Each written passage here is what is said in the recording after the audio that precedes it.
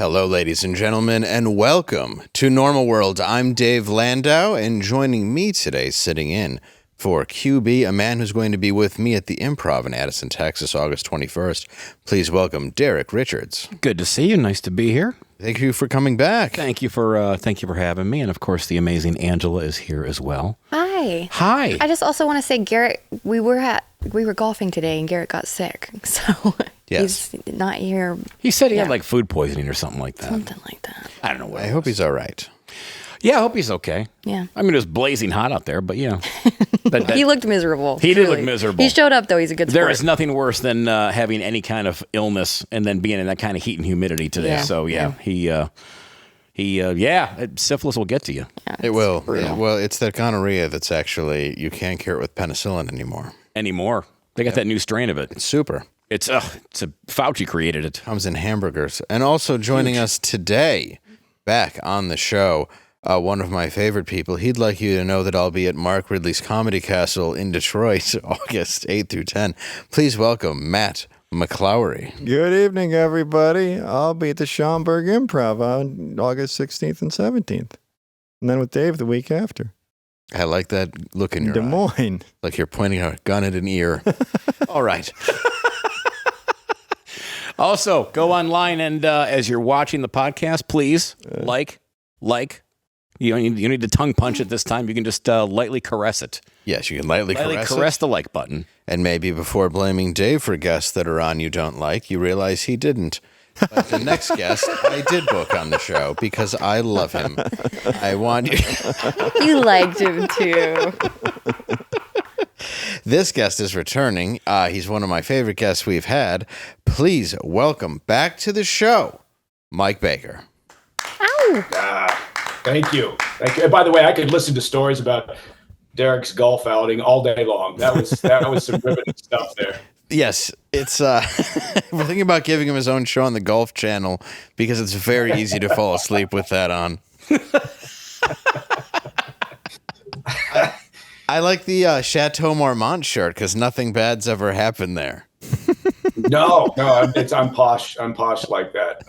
It's a great place, and it shut down for a while, and then they were going to turn it into this is all more information than anybody wants, but they were going to turn it into a private residences, and then they realized how stupid that idea was, and so it's back to being a hotel now, and it's a great spot. It's a great spot. It's such a cool place, and it's in every movie. Obviously, sadly, Belushi died there, and he knew too much. Yeah, he knew too much, and a lot of people did. But it was a great, really, really cool story that came out of that place. I'm glad they didn't change that. It's one of those Hollywood landmarks that I think just needs to be there. Yeah, exactly. Yeah, and they haven't upgraded those rooms since I don't know, maybe 1960. Right. But that's part of the charm. You walk in. If you walked into any other hotel and the rooms look like that, you go, "What the fuck is this? This. I'm not paying for this shit." And yet you're there at the chateau, and you're like, "This is the best." This is the best. It's like Watergate. You want to hear somebody playing with the door. A couple, like it's got charm. It was last updated at the same time Circus was last updated. Yes. Well, Circus should legally be updated. Pay $34 for a room and then wonder why you leave with every STD known to man. Yeah, it's every horror movie where you walk into and they step on a nail. Mm-hmm. Yeah, that's Circus. That's it. There's a stain that looks... There's still some classic ones. Treasure Island, that's a fine establishment as well. Yes. Oh, yeah. With the waitresses and the chaps. Yeah, not every hotel has a carpet stain that looks like a Blues Brother. I checked into an Anchorage hotel one time. It was hotel is probably, that's too strong a word. But we were doing a show up in Anchorage. We were doing a series for, I forget which network. And so we were doing this episode that was based in Alaska. And so we stopped over in Anchorage, and I walked into my room, and honest to God, there were still blood stains on the carpet, right? And I'm not making this shit up. I could still see some chalk on the carpet where they had outlined the incident where these blood stains had occurred. And that's amazing. It was fantastic. And of course, what am I going to do? I'm not going to complain. I would be like a diva if I said I need a finer hotel. Yeah, that's Anchorage. They're like, did you want a room with no chalk? We don't really have that. It was just the set of the Chris Nolan movie Insomnia. Yeah. I think in Anchorage, you either kill yourself or get murdered once the season's black for like 6 months. Isn't that the deal? Yeah. Oh, Yeah. Those are two options. It's crazy. But it's a great. I mean, I will say this much: it's a great town, and they've got some pretty damn good dive bars there. Oh, I bet. Now, did you go to the Great Alaskan Bush Company? Yes. That's a strip Which is club. one of the finest names. Finest name for a bar ever. Strip club in Anchorage called the Great Alaskan Bush Company. Nice. Swear, yeah. Well, now I have to go just to see the area around it. It's dense. I walked in. This is again. Nobody wants to hear these stupid stories. But Yes, we do. Oh, we do actually. Our audience wants to hear and these so stories. I walked in with two of these guys that were doing the show. One of the director, and then a cameraman. Two guys, great guys from Halifax, Canada. Actually, that's a great town, by the way.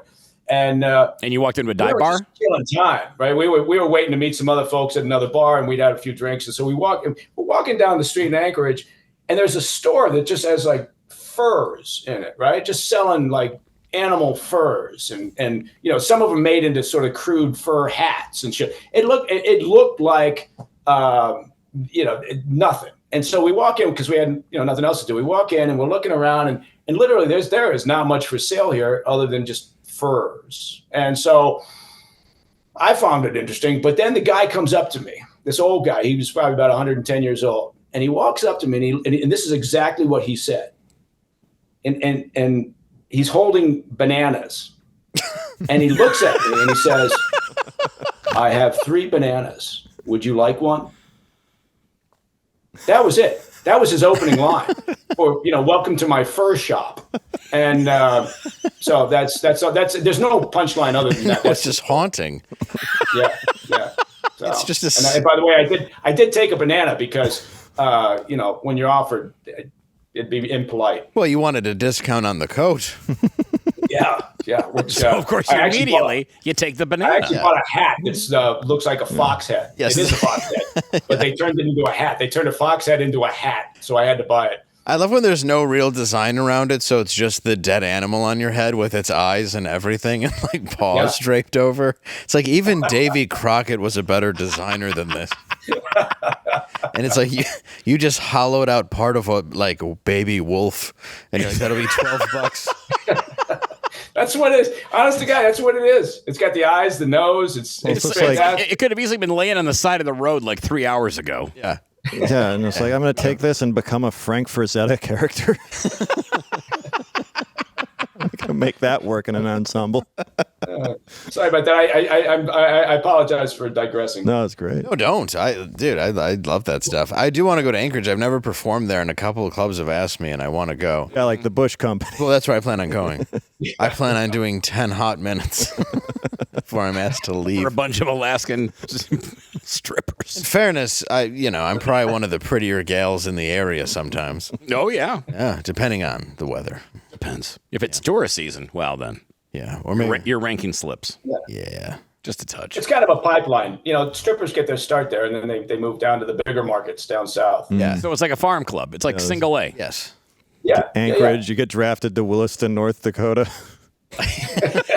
Sometimes you got to go through Ketchikan first, and then you finish there, and then you move down. I'm pretty Maybe sure you get down to Fresno. Pretty sure you get murdered in one of the hotels and you get moved by the guy who did it into a snowbank. Well, there was that one killer they didn't catch for like 20 years. And I think the other ones are still just there, fully active. In Alaska? Yeah. Yeah. Oh, yeah. Big time. Mm-hmm. Big time. That's why I go. Speaking of killer, we did want to talk to you because I'm sure you're very, very thrilled to talk about the new topic of the attempted Trump assassination. I know the media has stopped talking about it. I guess we're just supposed to pretend it didn't happen. But I guess new information has come out where police had information and text 90 minutes in advance, which I guess isn't just the craziest part. But I guess, like, in your opinion, like, how long do you think it should have taken the head of the Secret Service to wait to resign? Yeah, look, once she didn't show up on site that evening, right, and tour the area, meet with the agents who were on that team, that detail, talk with the local police. Once she didn't do that very evening, that was the time for her to resign. Yeah, that makes sense. Mm-hmm. It's kind of how I thought. Like, I guess this is on a recent episode with Tim Dillon. He was interviewing Alex Jones, and Alex Jones said, he and Trump are going to be killed soon. And sure, Alex, but do you think they'll? And people, say Alex is right, Alex is wrong. But do you think that there's a possibility that this is going to just happen again? Like that he's onto something here? Oh, look, I think it was one of the counter snipers from the Secret Service who's, obviously very upset about the way this thing played out. Has said he's confident that there'll be other attempts or another attempt during the course of this election season. And, whether that's true or not, I hope it's not. But look, we live in very difficult times right now. And, you consider how many people have crossed over the border and on the southern, border in the U.S. that we don't know anything about. And the potential for vote Kamala. Sorry, I just didn't mean to interrupt you. I just was making a point. Yeah. Well, she was never the border czar. She didn't have any responsibilities for that. Clearly. Yeah. But I think that there's a real possibility, unfortunately, that this won't be the only incident. Times are running high, and look, it's mostly because of what's going on around the world, right? In particular, in the Middle East, right? And so that's given new zest to Islamic extremists who may be inclined.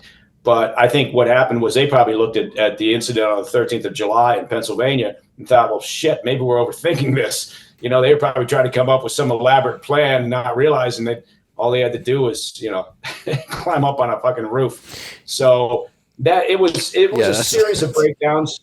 Any security problem is usually a series of breakdowns. It's not just one thing. And this was a cascading series of really critical problems. Well, I mean, they hung it all on her. And I mean, are they expecting more firings or resignations to roll down the pike? Is that protocol? Well, look, there should be at a minimum. Look, when you do something like this, when you go and you do a site survey, you're an advanced team that goes out. And even though this was not a national security event, meaning this wasn't the RNC, this wasn't the DNC, usually you get a decent amount. Because, they've had to book out the facility and the site and they have to get out their publicity. I mean, the campaign team. So you have sufficient time because the Secret Service does this over and over and over and over again. And they've been doing it for decades. So the methodology is in place and they know what the protocols are supposed to be. So the advanced team goes out there. They do a site survey. That's a process that really never changes. You're always doing the same things over and over again. It's very repetitive. You put together your risk and threat assessment. You put together your site survey, which includes your resource deployments, your timeline, responsibilities and tasking, your communications, plan, your protocol, your command and control, your liaise with the local authorities. There's a process to this, and that just fell apart for some reason for this event. And now you've got the local Butler and Beaver and Washington County police all pointing fingers at the Secret Service and the Secret Service pointing fingers at them. And, it's embarrassing. And it's embarrassing for all the agents in the Secret Service who work very hard to try to do the right thing. So when you say, should anybody else be held accountable? I would say, yeah, whoever the agent in charge was on the ground for this particular event.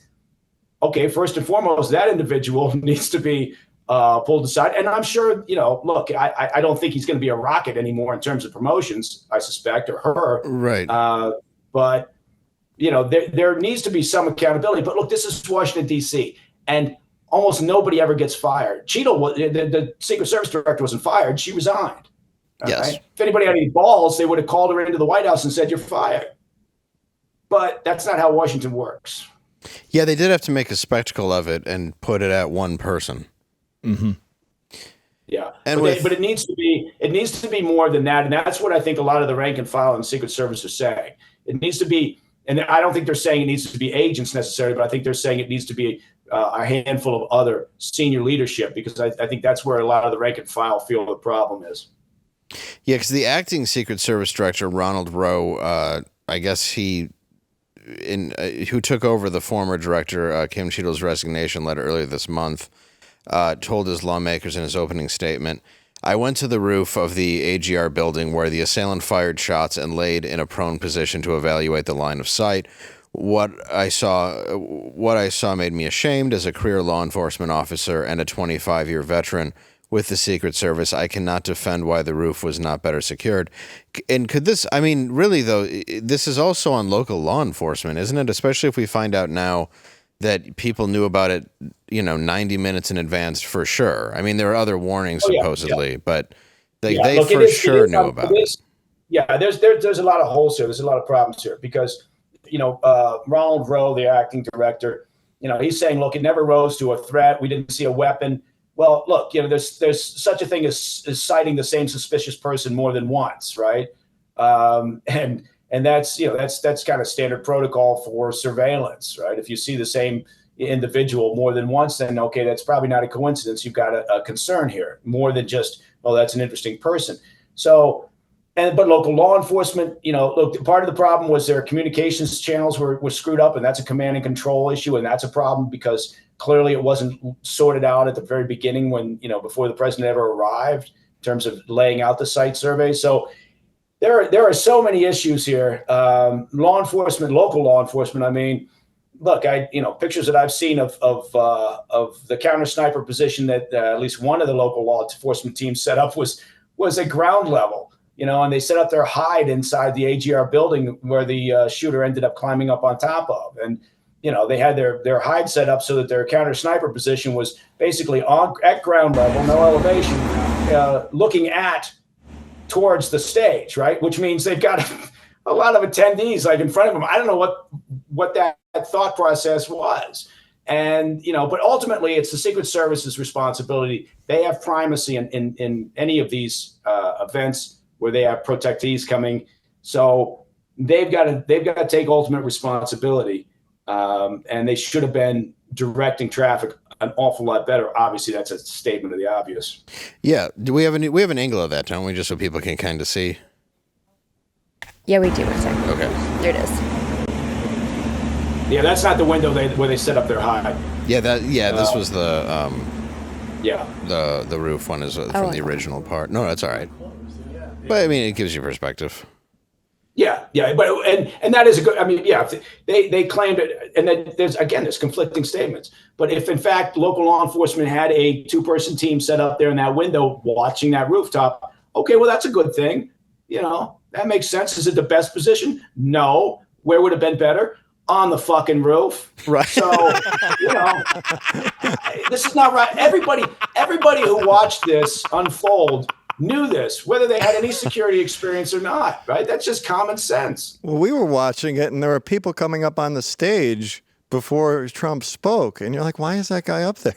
Yeah, I was texting. It's bizarre. Man, it just seems so bizarre. I'm like, usually before somebody speaks who's of, this ilk, you wouldn't have somebody just wandering up there, just looking around, taking pictures. The guy could have anything on. Yeah.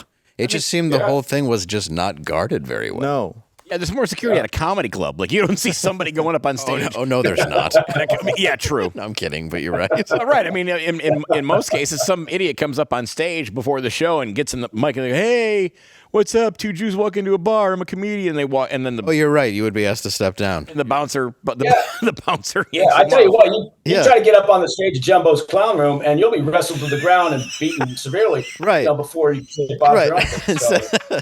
I would have been so disappointed had we not heard a Jumbo's Clown Room reference out of you. Yeah. I'm sorry. We were talking about it before the show started, so I apologize. It was top of mind. No, don't. Don't apologize. As many times as you can get that in there is more than appreciated. You plug him. You plug him as much as you want. To promote them. You should be. You should at least get some sort of coupon. Yeah, like free cover. What kind of coupon would you get?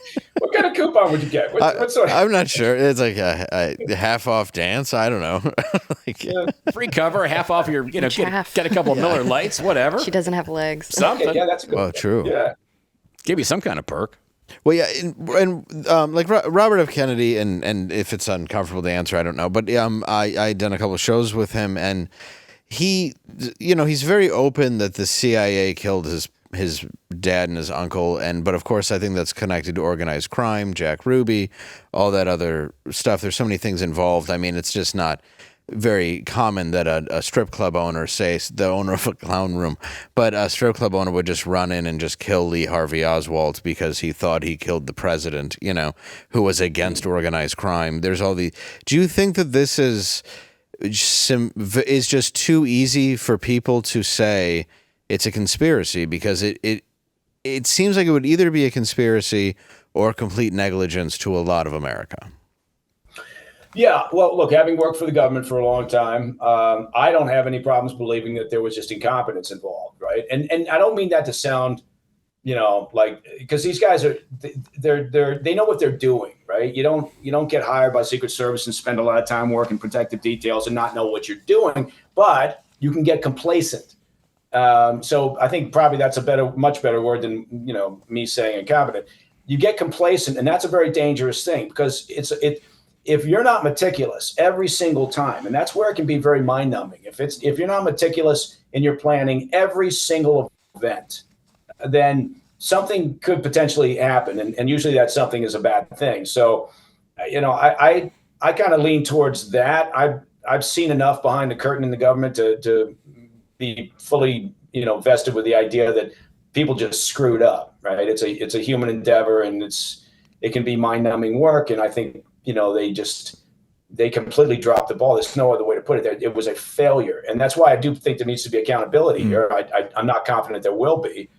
But yeah, I understand also why people immediately, because look, it's the nature of the beast, right? Everybody, nowadays, we just the way it works. I mean, there's people it's a conspiracy theory. Yeah. There's people who think this show has a hidden agenda. I know, that's true. Yeah, that's true. Yeah. The question I was going to have for you is, do you think as soon as this happened and the camera was focused on these female Secret Service agents, and all of a sudden all the outrage was, okay, here's the DEI hires that failed. Do you think that's being that's targeting female Secret Service agents inappropriately, or do you think that is not a place for them to be working? Yeah, look, it was unfortunate. You had the one, short Melissa female McCarthy agent kind of, fumble fucking around with her, trying to holster a weapon.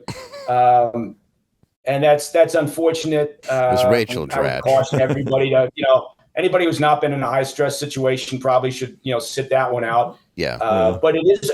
But the important point there is it points to another issue within the Secret Service, which is they've fucked up their internal training protocols for several years now, right? And by that I mean, typically when budgets start to get tight because you're adding more protectees, right? So now your resources for the folks that are working those details are stretched thin.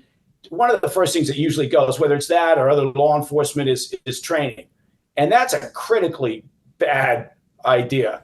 And that's where the Secret Service is. So if you're not doing, you should be training, and you should be giving your agents, constant, consistent training, because that's what builds that incredibly important muscle memory. So, I'm not surprised to see that, there might've been, but look, they all did the right thing. Those agents on the ground, they weren't responsible for planning and authorizing, right? But they did their job, which was, cover down and move when it was secure. So, I don't really have a problem with them hiring female agents, as long as the female agents are being hired on merit. And, I think Kimberly Cheatle came in. She was Joe Biden's favorite, agent on her protective detail. And she came in and immediately started banging on about DEI, right? She made a big deal of it. And she was going to hire, make sure that 30% of the agents in the Secret Service were female by, a couple of years from now. So that's a problem, because in the operations world and in security and, where people's lives are at stake, your only merit based on hire should be merit and competency. So I don't give a fuck what your gender is or, anything else about you. but you need to earn that slot, right? You can't be, I don't know whether they have. It'd be horrific if they did, but it tends to happen that qualifications get lowered to ensure that you can meet your quota when we talk about DEI. But look, that's a minefield. Nobody wants to talk about it. Look at Kamala Harris. Yeah. If there's anything, if there's anything like presidential nominees, we got nothing to worry about. Yeah, exactly. And so, I mean, Biden himself promised during his campaign, several years ago, that if nominated, he would pick a woman of color. That is, you can't get a clearer definition of a DEI hire. And now all the Harris supporters are like up in arms because people are saying she's a DEI hire. Of course she was a fucking DEI hire, right? Because that's what happened. If she wasn't a woman of color, she wouldn't have been hired because she's a midwit. Well, and it's so, I shouldn't even say bizarre, but it was like, he gets shot at, and then 2 seconds later, Biden's like, I'm in it. I'm in it to win it, unless I get some sort of, ailment. Oh, I got COVID. I gotta go. And then everybody just pretends that Kamala all along was their go-to. We all know she wasn't, and we're just supposed to believe this rhetoric. And now we're watching wine moms for Kamala and. White dudes for Kamala. Yeah, femme men for Kamala. Kamala was fantastic. Yeah, like all that. Like, why? I don't understand if that's supposed to help or hurt. Yeah. Like, two weeks ago, she was, and this was kind of a general feeling amongst Democrats. She was probably the least competent, least competitive candidate that they could have. Right. This was before Biden stepped down. Right. And so you had people like Josh Shapiro and Wes Moore. Gretchen Whitmer, even Gavin Newsom, although ultimately he wouldn't win, but you had all these other people who were listed as really strong potential candidates and not her. But what happened was, they've built this DEI escape room without any exits, and now they can't get out of it. And so nobody, was going to throw their hat in the ring. You think, Josh Shapiro wants to blow up his political career by, saying, I want to throw my hat in the ring and run against Kamala Harris. So they're keeping their powder dry for the next election. Yeah. And Gretchen already staged a kidnapping. She can't do that again to win points. Yeah. So anyway, I think I disappeared down a rabbit hole there. No, you didn't. Not at all. You went exactly in the direction that I think it's impossible not to go down a rabbit hole with a lot of these questions. Yeah, I really do. Yeah. Because it's just so funny how Kamala was so completely unequipped to handle anything, and now all of a sudden you see everyone piling on going. She's kind of the personification of everything that he was saying about Washington, though. What's that? I'm sorry? She's the personification of everything he was saying about Washington. Yeah. How you don't get fired, how you're not hired on merit, and how you kind of fail your way up. Yeah. They call that the blaze.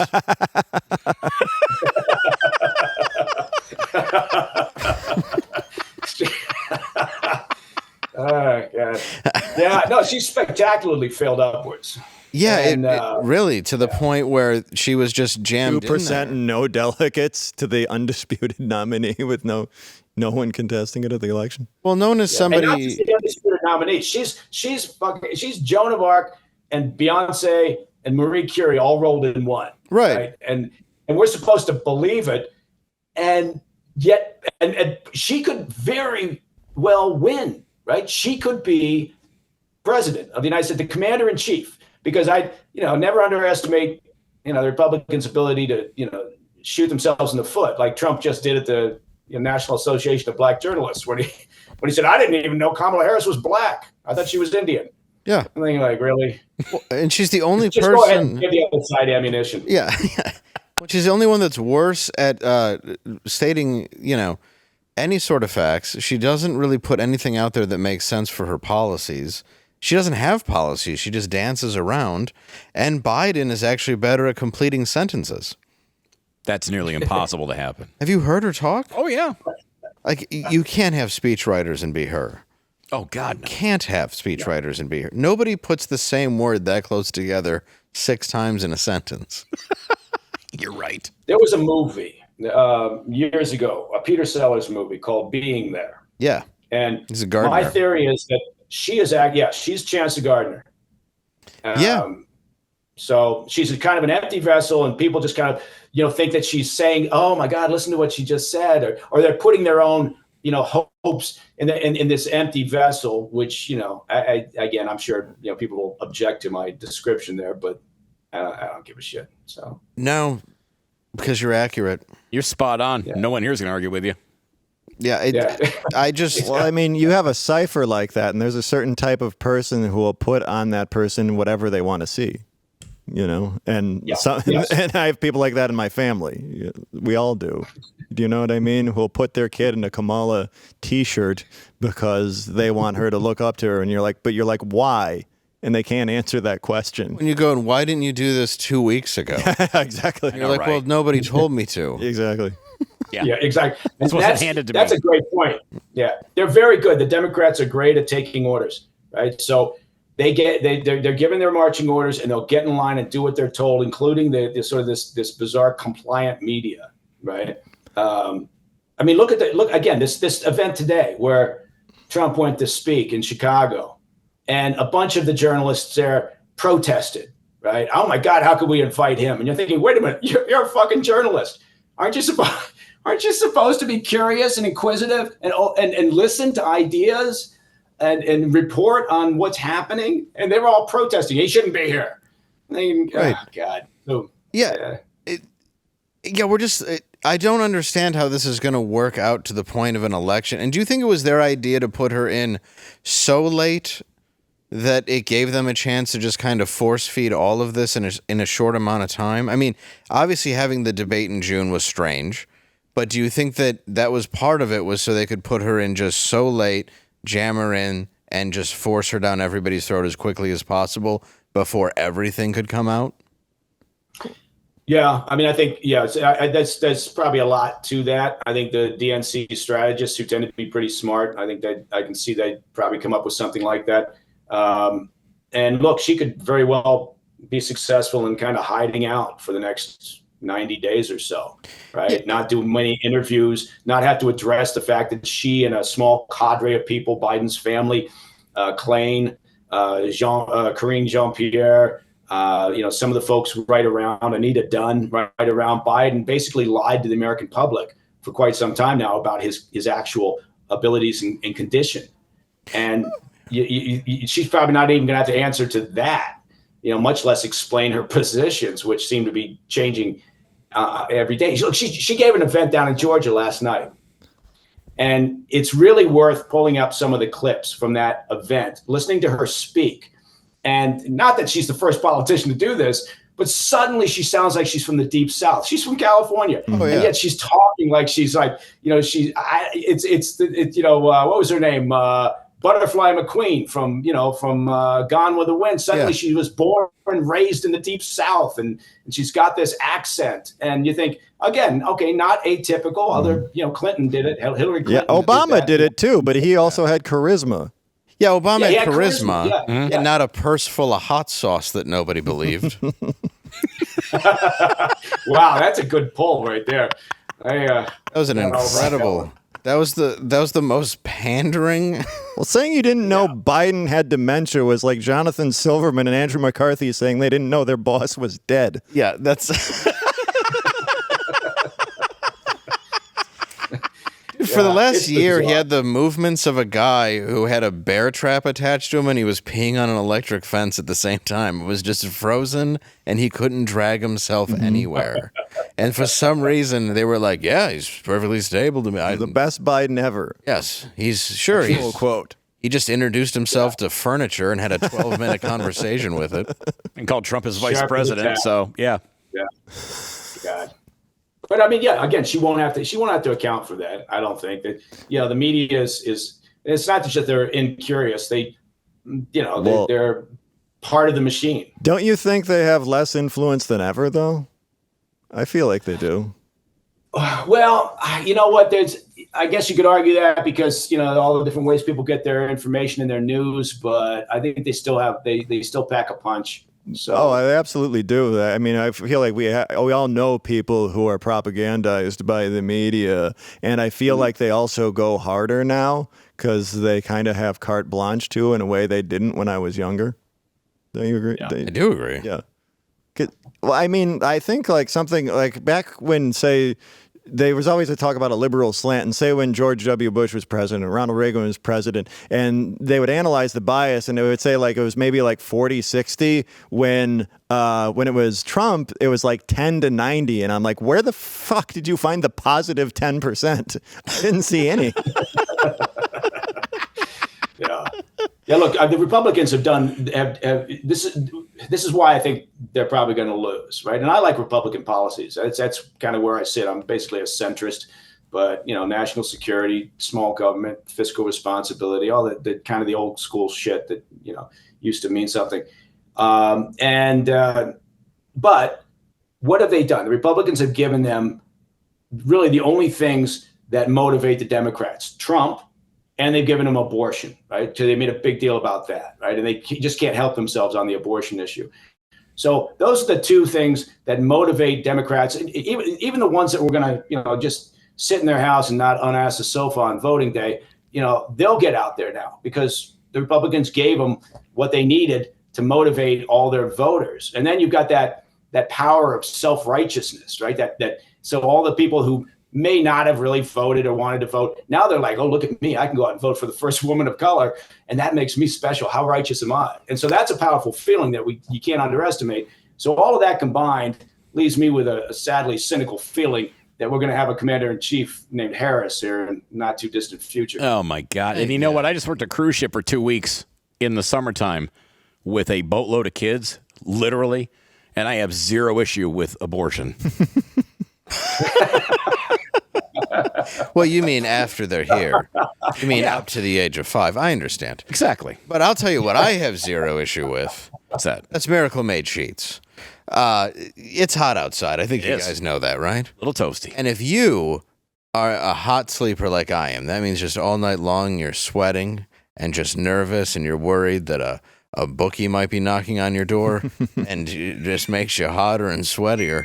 You might want some miraculous luxury sheets. They're comfortable. They do not have the high price tag of most sheets that are that luxurious, and they feel nice, if not nicer than sheets used by some 5-star hotels. That's right, Matt. 5-star hotels, one you've never stayed in, designed for your skin. Stop sleeping on bacteria. Bacteria can clog your pores, causing breakouts and acne. Sleep clean with Miracle. You're going to love them. They keep your body regulated. They keep it cool. So go to trymiracle.com/normal today. Again, that's trymiracle.com/normal today and get your sheets. And whether you're buying them for yourself or as a gift for a loved one, if you order today, you can save 40%. And if you use our promo code NORMAL, that's just the word normal, you should know how to spell it. If you don't, why are you watching this? At checkout, you'll get 3 free towels and save an extra 20%. That's right. You're going to get 3 free towels, son. So Miracle is so confident in their product, it's backed by a 30-day money-back guarantee. So if you aren't 100% satisfied, you'll get a full refund. Upgrade your sleep to Miracle Made. Go to trymiracle.com/normal. Again, use code NORMAL. 3 free towels, 40% off. And thank you, Miracle Made, for sponsoring this episode and for my sweet, sweet, sweet sheets. They are sweet. How would you know? They are very sweet. He sleeps with me. Yeah. You were there. That was 2 minutes I worth. was That was not. 2 minutes worth of ad copy right there. No. What was that? So that was 2 minutes worth of ad copy right there. Yes, I like to do it that way. I have to read that one by the book or we get letters.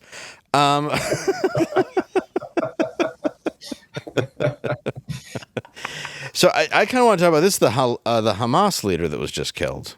Yeah. Oh, yeah. And, of course, if we could have a moment of silence. What? No, I'm kidding.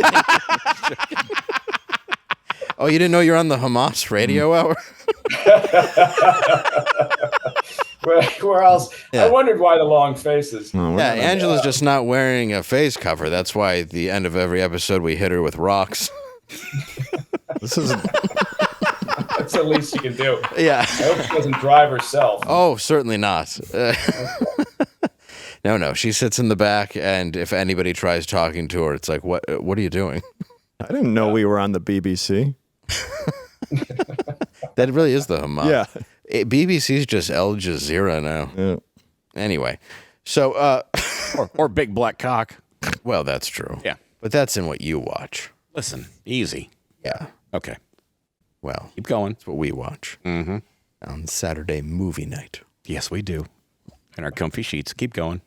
Big Mama's BBC. And They got extra towels. yeah, we got them. I don't know. I don't know why I was saying that. All of a sudden, I knew Mike Baker's voice was going to pop in as soon as we started talking about that.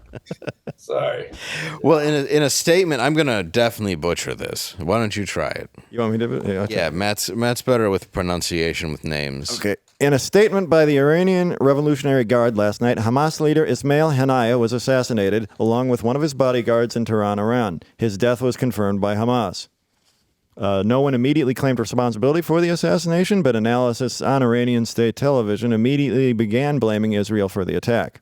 The Israeli Prime Minister's office and Ministry of Defense declined to comment, but had vowed to kill Haniyeh and other leaders of Hamas over the group's October 7th attack on Israel that killed 1,200 people, with as many as 250 people taken hostage. Before the strikes, there were expectations that Israel and Hamas were close to an agreement on stopping the almost 10-month war in Gaza that has left tens of thousands dead. This afternoon, Iran's supreme leader, Ayatollah Ali Khamenei, reportedly ordered a direct strike on Israel. That was sassy. Yeah. Yeah. Nailed it. That was very I sassy. like the cut of your jib. By the way, Kim Cheatle just resigned from her position guarding the Iranian, Ayatollah Ali. guarding the Hamas leader. As head of Ismail Haniyeh's protective detail. Yeah. Here's a funny thing that That was Ted Koppel like. Thank you. he's a great newsman right here. Yeah, because of the autism. He is. He does. That's not even a joke. He does have autism. Yeah, a little so bit. It works. And you don't have the full on like don't talk to I them. have high functioning autism. Correct. I'm autistic enough it ruins my life, but high functioning, so I don't get government assistance. Exactly. I'm capable of holding a job. I'm not capable of a job interview. Yeah, you'll never get anything for free. No. That's important. You're just smart enough. Yeah. What do they do? Just give you like a hula hoop and see how many you can do? That's the sad thing about being autistic is you're a lot smarter than you come off. You're very smart. Yeah. I think you come off very smart. I would never say you're not smart. All right. And I'd say 20 spins on the hula hoop. Continue. Think that made that retard happy when I just complimented him? You just saw me swing a golf club. You think I can nail 20 hula hoops? Dude, if you were angry at your wife, you couldn't have hit her with a golf club. That was the saddest. That was the saddest sporting event I've ever watched. Tiger Woods hoped he married you. Yeah. And you were coming after his SUV with a club because he still would have missed it. I've hit an Escalade. God, yeah. If I was Jack Nicholson in traffic, I'd have got off scot-free. That's true. I don't know. Well, with this too, saying they were almost going to agree to stopping the 10-month war in Gaza. I feel like it's been longer, but the 10-month war in Gaza, is that really true? No. Yeah, I didn't think so. No. They were yet another round of endless potential ceasefire negotiations, and even Blinken was kind of tempering the talk, right? And the Qataris have always been coming out, we were so close. This round of negotiations looks very promising, and shit just doesn't happen, right? So they were continuing to talk. It wasn't very fruitful. Yeah. With this too, what do you think about the Google suppressing the Trump thing, where you type in, Trump assassination, and all that comes up is used cars, and it's a bit strange. Yeah, well, we did a left turn there from Haniyeh, didn't we? We just did. got right off the dead Hamas guy. Yeah, we figure it's. Well, I mean, he was a pragmatic moderate. That's how he should be remembered. Yeah. That means he had a beard trimmer. That's the difference. You know what I mean? Yeah, that's true. Well, I guess with him, do you think it really was? I guess, yeah, we should stay on that instead of jumping real quick. Yeah. But do you think that it was Israel that did it? Or do you think maybe they'd sacrifice their own just to continue the war? No. Israel hasn't come out and made any, claims about it. They typically don't.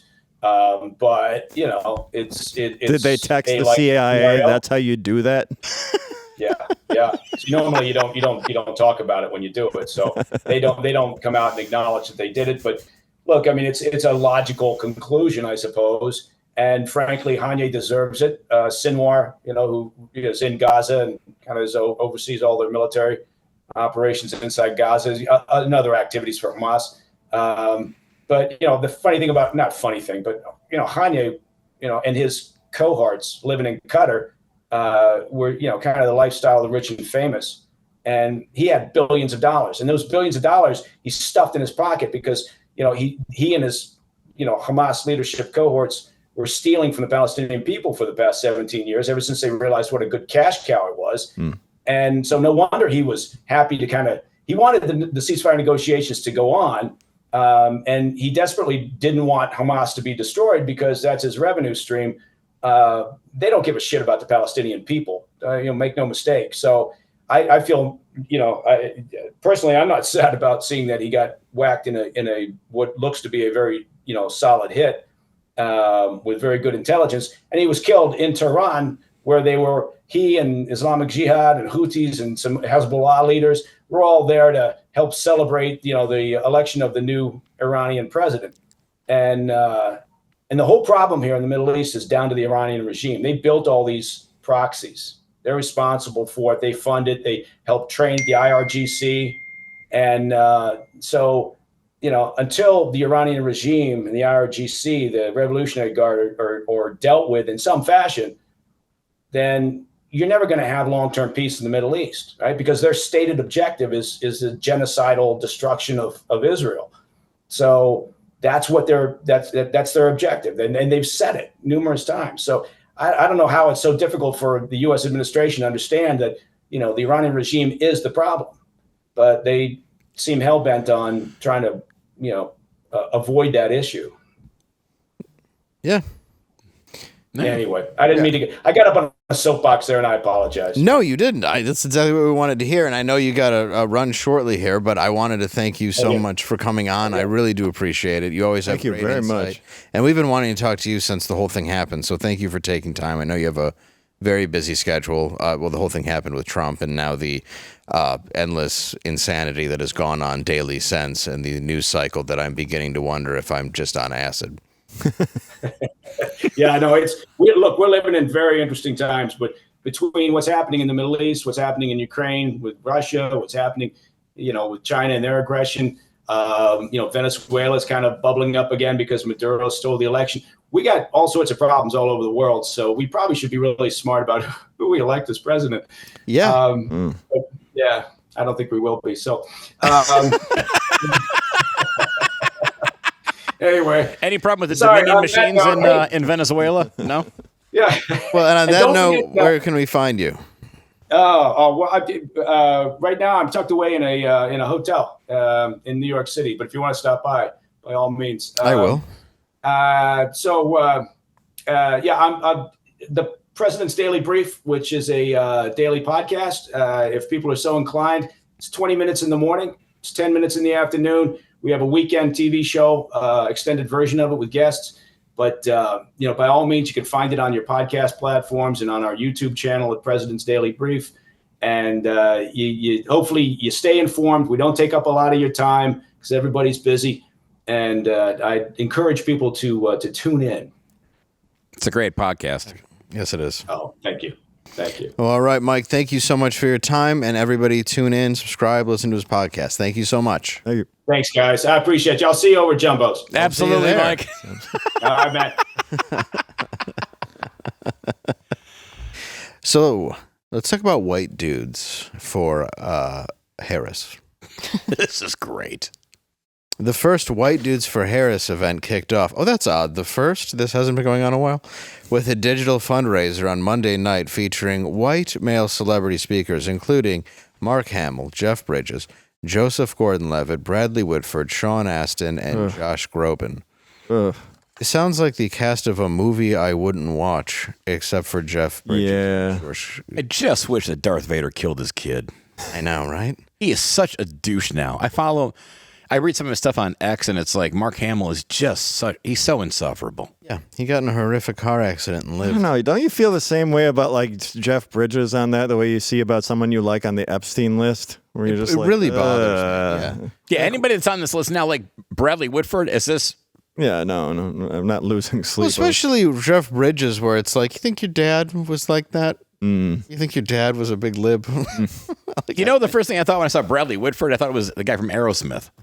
Oh, that would have been rough. I know, right? Kind of hilarious because Jeff Bridges had like internet issue. Like whenever they're taping him on the Zoom call or whatever, he's like talking for a long time and nothing's coming out.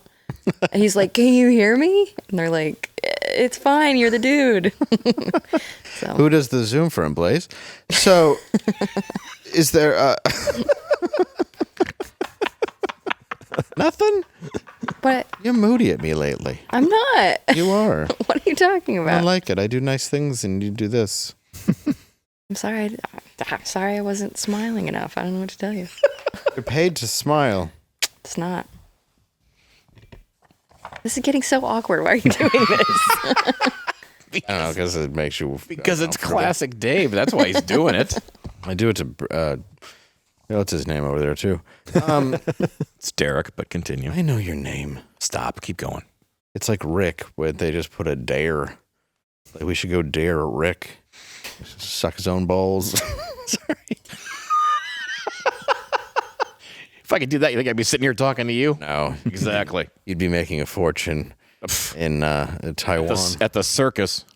Oh, yeah. There's a lot of places you could make money. Oh, huge. Tijuana? That'd be big. Yeah. I'm big in Tijuana. Oh, I know you are. Yep. Not for comedy.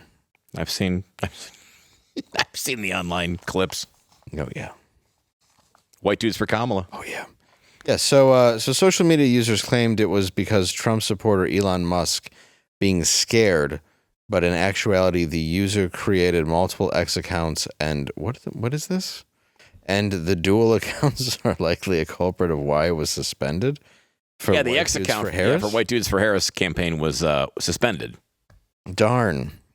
Whoops. And do we have a clip of any of the shenanigans? Yeah, there's Angela? there's a little clip. Let's take again. I'm a white dude. Oh, Quick God. observation. Ugh. They have Kid Rock, Kevin Sorbo, and a dolphin aficionado. And we have the Hulk, Samwise Gamgee, Luke Skywalker, and Mayor Pete just on this Zoom. That's pretty damn cool. The idea that men can gather to talk about how we cool. feel. It's Sean Astin. Said no one. Interesting. Powerful concept. Rudy. I met Kamala Harris Yeah, over 15 years ago at dinner, and I just remember once I shook her hand. He I still told her, has- Oh, good. I feel like I just A met good the poster, future a president good of the commercial United for the States. Democrats: an effeminate man and a child that looks scared. Yeah. They need more of that. Am I there? Oh boy. I can't hear myself, but that's okay. He really is. Yes, it is okay. Oh yeah. Okay, Shut your great. pie hole. Okay, good. So great to doesn't be know. here, Ross. He's I just gotta high. laugh Yeah, he because doesn't know what he's there for. I can forgive I him. accepted. I'm the pretty sure he's in his invitation. I was garage. brought to the party, not so much as being white, and I certainly am, but because well. I'm a dude, you know. Oh my God. I mean, the thing is, like, present company excluded. You've met an actor before, right? They're vapid. They're just a cup you pour things into. Right. I just been out with Josh Gad. It's like, you're from the original Book Well, of yeah, Mormon. that's a comedies. cup you pour melted ice cream into. Yeah, it's like, come on. Yeah, that's not. They're vapid and stupid. Why would I listen to any of this? And it's Well, I mean, you know that meme of the NPC with the chip that you take out and replace? Like, that's what an actor does for a living. Yes. You fill their head with words. Well, Sean Astin does help, wheeze the juice. He was also Rudy. You guys like Rudy. You heckled the real Rudy. Yeah, I did heckle the real Rudy. And he got heckled the mad. real Rudy. Yeah. Okay, where? How? I was in our middle school. He came to talk, and we were just basically heckling him about Well, the real Rudy, like, it's not that inspirational of a story. When he was just a guy who kind of annoyed everybody until they let him dress. That was my point. It's like you bothered everybody until they just let you play. It's not a heroic story. And then he's like, "Shut up." You said that to him? Shut up. Yes, a lot of us. In middle school, that's hysterical. Yeah, it's Rudy. He was essentially a used car. Well, I mean, he was a public speaker after that, and they're always men of great character, as you know. Of course. Always. And he was going around the country basically saying what it's like to never give up, but it's like you should have given up. It wasn't your talent. All you did was bother a coach until they were like, "All right, put the water boy in." Like, you're the water boy before you became Rudy. And let's be honest. And you got a meaningless sack and a blowout. Right. You did nothing. You did nothing, and then they just added a black janitor to be like, yeah. And the funny thing about it is, too, that movie, Dan Devine was such a nice guy in real life that he was so nice that he let him do it. But then when they were writing the movie, this needs an antagonist. And they said, "Dan, can they make your character a prick? It'll make the movie better." And he's like, "Sure." Yeah. Just that, yeah, trying to just play along. Yeah. Because he's kind. And then they make Rudy, who came off like kind of a prick, which is why we were heckling him. Well, he did time after that. He got in trouble with the law after that for embezzling or something like that.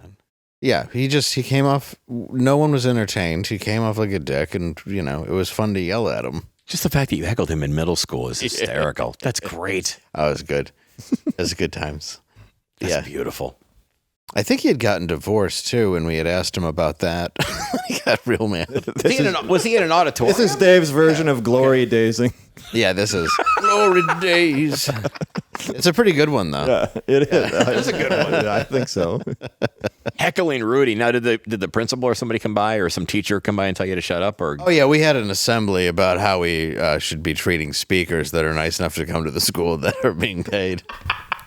And then it was What'd you yell at that one? That was my Well, that was my second strike in then being suspended from the 8th grade field trip, which was going to go to where? It was Washington D.C. and I was not allowed to go because a teacher was bent over and I slapped her on the ass with a ruler and said, "I'm taking a piss, toots." And your dad wasn't even dying yet. No. You couldn't play that card.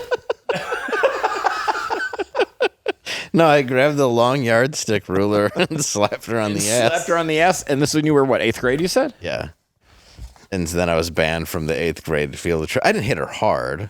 It was very sexual. I don't think that's the part that they were focusing too much on.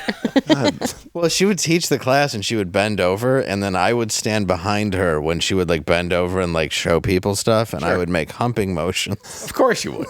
While she was, and everybody liked it until I got told on. And she's like, "Are you making sexual gestures when I bent over?" And I was like, "On earth, who would do that?"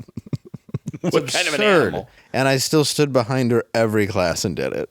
And then once I hit her in the ass with a ruler, I was banned from my trip to Washington D.C. You didn't smack her on the ass. You just took the yardstick and just gently. I took the yardstick and I gently tapped her. You just gently tickled her balloon knot. No. I didn't put any. I didn't insert. Oh, okay. I just gave a little love tap and let her know I was going to go take a piss. Totes. That'd be okay. Yeah. And then it was after I heckled Rudy. That seems appropriate, doesn't it? He looked at me. He was like, "That's okay, right?" It's totally. I don't know why I looked at Angela going, "Well, approval? No. You're a mother, right? You would approve of this behavior from your son." I don't know if you've seen the news lately, but I'm pretty sure she wanted it. I was 12 and she was a teacher. Look how she was dressed. Yeah. That whore. Yeah. She was hot. Oh. Like 68. Like hot flashes? Yeah, not a handsome woman. Had I hit her in the front butt, I wouldn't have known the difference.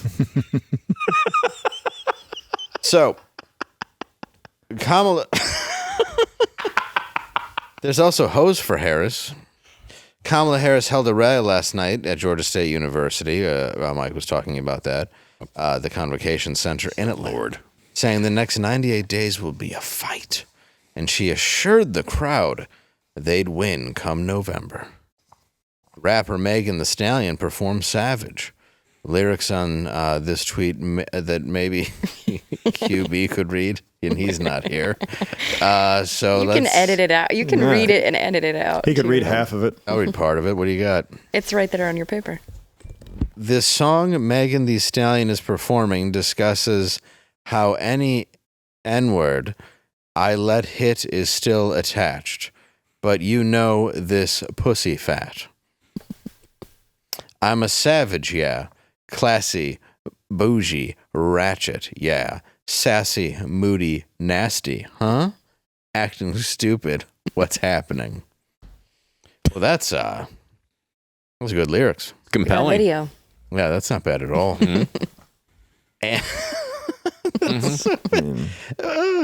I hit is still attached, but you know this pussy's fat. You like that song, kids? I hope you like it. It's the national anthem in '98. That's exactly. And she's performing it, twerking in a pantsuit.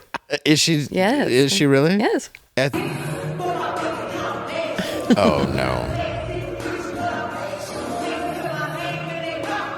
Oh no. You just watch something like this and you go, yeah, we're done. Yeah, this is... yeah. We had a good run. I just want to get on the next Jeff Bezos rocket to space and left there. We really need a giant class on manners. From the ruler boy. It's like, If anybody needed a smack on the ass and said, Toots, I'm going to go take a piss, it would have been her. man, if you were like asked to perform in front of the president and they're like, do whatever you want, and you were dirty in front of them, wouldn't you get off and feel like, I need a shower? I wouldn't feel right about it. I just get Exactly. No, but I would. I would feel completely inappropriate. Especially if I was singing this pussy fat, and then like everybody's like, yes. What does Kamala go up and give it up for Megan? Wasn't her pussy fat? Did you? How about that fat pussy? Man, she acting stupid, right? What's happening? She bougie. I talk like this. Yeah. Sassy, moody, nasty, huh? Nasty. What's happening? What a nasty woman, right? Mm-hmm. That's a compliment. Nasty ass bitch. How's everything? Nasty ass pussy fat bitch. Vote for me. She's go by the Stallion, which is a big horse. The Stallion with two E's. Looks like she's big. She's voluptuous, I think is the idea. Guess that's it. Sure. Well, it's been a lovely show. We forgot to write an end of the world. At least it's in my phone. I didn't forget it. But, Well, you forgot. I didn't put it in the papers for me today Tomorrow. to ask you guys the question. Tomorrow. So, sorry. Save it for then. Okay, well, where can we see you? I'm going to be at Harrah's in Cherokee, North Carolina, at the Comedy Zone, August 7 through 11, and then August 14 through the 18. And then, of course, my website is DerekRichards.com. And I'll be with Dave at the Improv in Addison, Texas on August 21st. Go ahead and get your tickets. It's going to be a fun show. Matthew Big McClowry. August 16th and 17th, the American Misfits Tour in Schaumburg, Illinois. I'll be there with Mike Loftus and Joe DeVito. And then August 23rd and 24th, I will be at the Funny Bone in Des Moines, Iowa with you, David. That's right. We're going to be there. And August 17th, I'll be in Hartford, Connecticut. And August 16th, Albany, New York. And August 21st, I will be in Addison, Texas. And of course, Mark Ridley's Comedy Castle. August 8, 9, and 10. That's right. Mm-hmm. It's a nice place. It's in my hometown of Detroit, where you're from. Yes, sir. And where you're from. Mm-hmm. Packed. Be a fun show. Yeah, Fun I'm excited shows. about it. You should be. I get to sometimes see my family members that come out. The ones that want to see. Oh, they still do that for you? Couple. Uh, Not so much Cousin Jack. yeah. He just can't get up anymore. Mm-hmm. Since the horse kicked him in the head. Nope. Since the stallion kicked him in the neck. He pretty much just has that one sentence, which is, I think, a scream.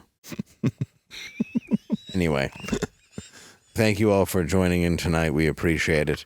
I hope you have a wonderful evening. Have a great night.